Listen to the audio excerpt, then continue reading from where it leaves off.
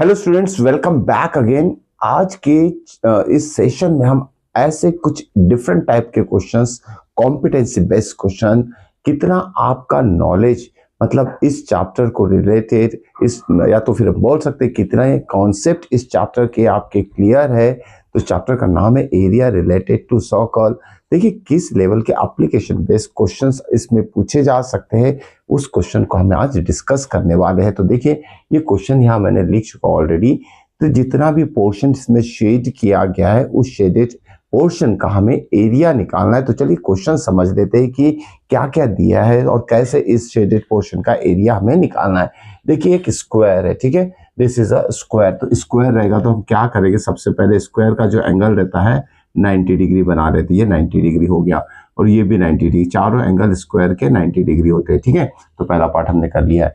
अब इसमें क्या बोला गया है कि radius of both the circle is half of the side of the square, और साइड ऑफ द स्क्वायर कितना दिया है 28 centimetre. Side of the square is 28 centimetre, यहाँ पे लिख लेंगे 28 सेंटीमीटर। और जो रेडियस है, यहाँ सेंटर देखिए थोड़ा अलग पोजीशन पे सेंटर आ गया, तो कोई दिक्कत नहीं। Imagine this one is a centre, okay. तो इसमें क्या बोला गया कि radius of a circle, that is r, is equal to half of the side of the square, that is 28 centimetre. तो रेडियस कितना हो जाएगा 14 सेंटीमीटर, ओके। अब आती बारी की एरिया ऑफ शेडेड पोर्शन कैसे निकाले। तो फिगर आपको समझा देता हूँ किस तरीके से होगा। देखिए इसमें ये जो इतना पार्ट हमें दिख रहा है, इतना पार्ट ये जो दिख रहा है ये कॉमन पार्ट है, ठीक है। कॉमन पार्ट मतलब स्क्वायर में भी आ रहा है और सर्कल में भी आ रहा है। Similarly this one is said to be the common part, right. ये भी कॉमन पार्ट हो चुका है जो कि सर्कल में भी आ रहा है और स्क्वायर में भी आ रहा है, ओके। तो उसके बाद देखते हैं क्या करेंगे हम इसमें, ओके। तो यहाँ जो कॉमन पार्ट है, इस कॉमन पार्ट में क्या करेंगे हम, दो पार्ट ओवरलैप हो रहे हैं इसमें। एक तो ये जो पार्ट है ये क्या हो जाएगा sector of a circle, okay. Sector of a circle जिसमें 90 डिग्री अगर आता है तो 1/4 of circle, that is quadrant of a circle कहलाता है। ध्यान में रखें जब भी एंगल सेंट्रल एंगल 90 डिग्री बनता है तो वो क्वाड्रेंट ऑफ अ सर्कल हो जाता है। और जैसे कि हमें पता है कि 90 डिग्री है, this is 90 and this one is 90, तो इतना जो सेक्टर रहेगा दिस इज 1/4 ऑफ सर्कल और क्वाड्रेंट ऑफ अ सर्कल ये कहलाएगा। अब देखिए हम क्या करेंगे, area of shaded portion, area of shaded portion और रीजन हम दोनों बोल सकते हैं इसमें, इज इक्वल टू, क्या करते हैं पहले सर्कल का एरिया हम दोनों को ऐड कर लेते हैं। देखिए दोनों सर्कल का जो रेडियस है वो सेम है 14 सेंटीमीटर, क्योंकि radius of both the circle is half of the side of the square बोला गया है। तो दोनों सर्कल का एरिया अगर फाइंड करना है तो ट्वाइस कर लेते हैं into area of one circle, right, one circle, ठीक है। तो दोनों सर्कल का एरिया इससे आ जाएगा। उसके बाद प्लस क्या करेंगे हम, प्लस एरिया ऑफ स्क्वायर कर लेंगे, ठीक है, प्लस एरिया ऑफ स्क्वायर। अब इस पे देखिए कौन से दो पार्ट ओवरलैप हो रहे हैं, तो उसमें से ये दोनों पार्ट को हमें क्या करना पड़ेगा, सब्सट्रैक्ट करना पड़ेगा। जो क्वाड्रेंट ऑफ सर्कल या क्या बोल सकते हैं area of sector of a circle है, तो माइनस क्या करेंगे, माइनस, अब देखिए दो क्वाड्रेंट है यहाँ, एक और एक दो, तो यहाँ लिखिए 2 into area of what, quadrant of a circle, ठीक है, area of quadrant of circle. इस तरीके से हमने इसका फॉर्मूला बना लिया है। चलिए सब अप्लाई करते हैं इसमें। 2 into area of one circle, area of one circle मतलब pi are square, okay, plus area of square क्या रहेगा साइड स्क्वायर, तो फॉर्मूला लिख लेते हैं side square, minus 2 into area of quadrant of circle कितना आता है 1/4 into what, area of circle. तो ये फॉर्मूला किसके लिए है, क्वाड्रेंट ऑफ अ सर्कल में। अगर क्वाड्रेंट ऑफ सर्कल का फॉर्मूला नहीं पता है तो एरिया ऑफ सेक्टर भी अप्लाई कर सकते हैं। 90/360, 90/360 मतलब 1/4 ही होता है, ओके। तो क्वाड्रेंट नहीं समझ में आ रहा है तो एरिया ऑफ सेक्टर का फॉर्मूला आप अप्लाई कर सकते हैं। 90 θ/360 into pi are square, theta कितना 90 और बाय 360, 90/360 1/4 ही आएगा, ओके। तो देखिए यहाँ थोड़ा कैलकुलेशन कर लेते हैं हम, 2 1 सा 2 2 सा।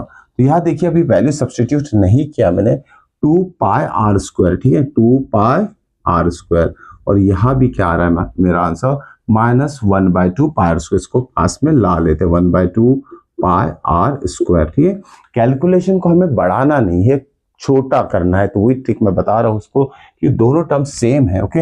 ये 2 है और ये हाफ है, ध्यान में रखिएगा। तो इससे हम कुछ करते हैं, प्लस साइड साइड कितना दिया 28, तो एरिया ऑफ स्क्वायर कितना आ जाएगा 28 स्क्वायर आ जाएगा। ठीक है, तो यहाँ क्या करेंगे देखिए हम, इसमें से स्क्वायर है ये। ठीक है, अब 2 में से हाफ चला गया, 2 में से हाफ चला गया तो कितना हो जाएगा 1.5 या 3/2 रहता है, ध्यान में रखिएगा।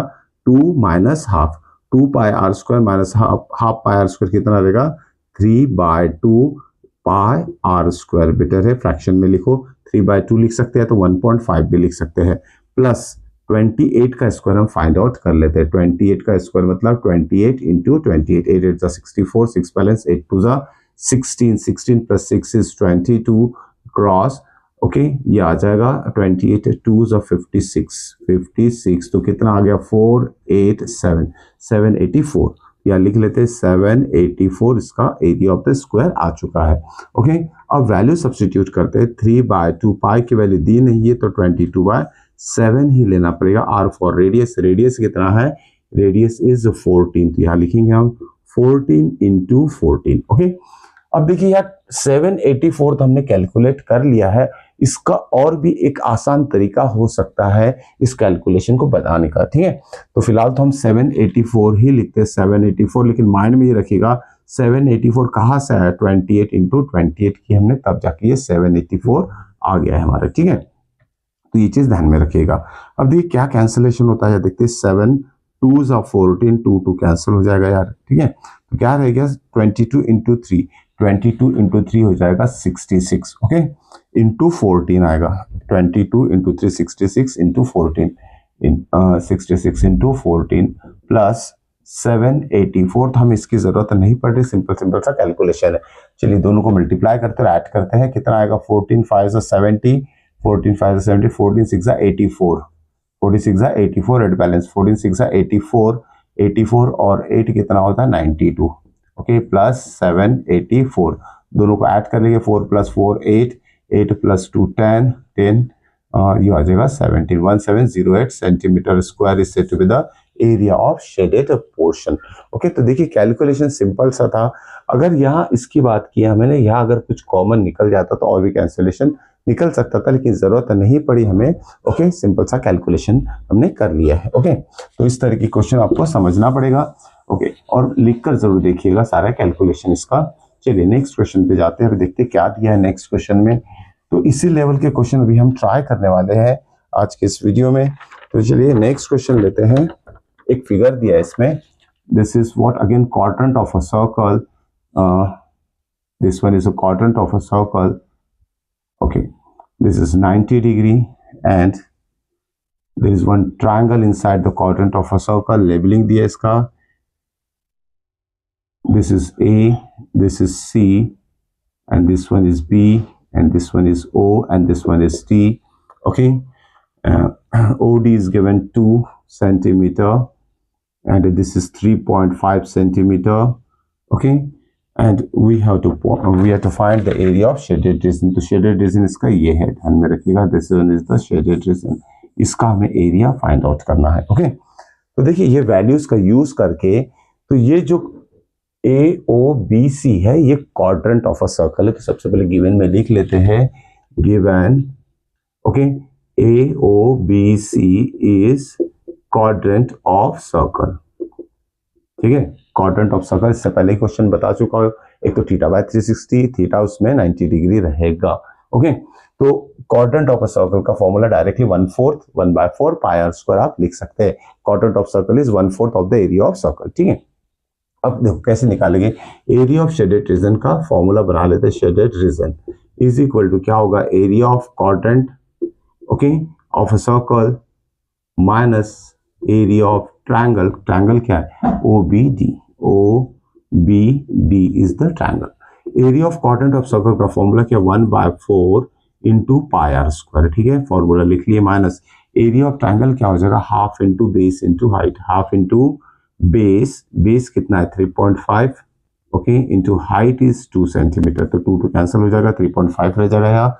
अब यहाँ वैल्यू सब्स्टिट्यूट करते हैं पाई की, ये कितना होगा 22/7 इंटू आर फॉर रेडियस। तो रेडियस कितना है इसका 3.5 है, ध्यान में रखिएगा, OB इज द रेडियस, तो रेडियस का स्क्वायर लेना है 3.5 इंटू 3.5 माइनस यहाँ क्या रह जाएगा 3.5 रह जाएगा। ओके, चलिए कुछ कैंसिलेशन होता है तो 7 वन जा 7, 5 जा हो रहा है, डेसिमल आफ्टर 1 डिजिट है तो यहाँ भी देना पड़ेगा। ओके, तो ध्यान में रखिए 0.5 से किसी भी नंबर को अगर आप मल्टीप्लाई करोगे, किसी भी नंबर को 0.5 से अगर मल्टीप्लाई करोगे तो वो नंबर हाफ हो जाएगा। जैसे देखिए एग्जांपल 22 इंटू 0.5 तो क्या हो जाएगा, 22 का ये हाफ हो जाएगा, ध्यान में रखिए 11। ओके, तो यहाँ ध्यान में रखिए 0.5 इंटू 22 तो 22 का हाफ हो जाएगा। कोई भी नंबर से मल्टीप्लाई करके देख लीजिए, आंसर उसका हाफ ही आएगा, इंटू 3.5 डिवाइडेड बाय 4। ओके, ये 4 यहाँ आ गया है।